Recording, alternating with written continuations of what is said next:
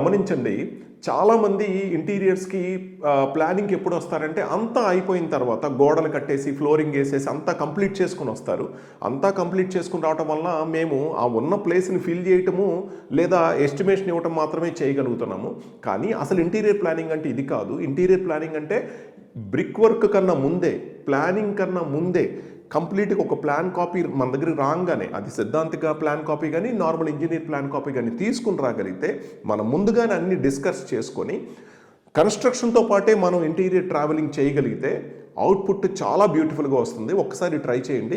ఈ కనపడే నెంబర్కి ఒకసారి కాల్ చేసి మీరు అపాయింట్మెంట్ తీసుకుని కలవగలిగితే ఇంకా బెస్ట్గా ఉంటుంది. ఈ వీడియో మీకు నచ్చినట్లయితే లైక్ కొట్టి మీ ఫ్రెండ్స్కి షేర్ చేయండి. మరింత సమాచారం కోసం మా ఛానల్ని సబ్స్క్రైబ్ చేసుకొని మా స్పేస్ డిజైన్ షోరూమ్ని సంప్రదించండి. అలాగే మీకు ఏమైనా సందేహాలు ఉన్నట్లయితే కింద కామెంట్స్ రూపంలో మాకు తెలియచేయండి. Okay friends, bye.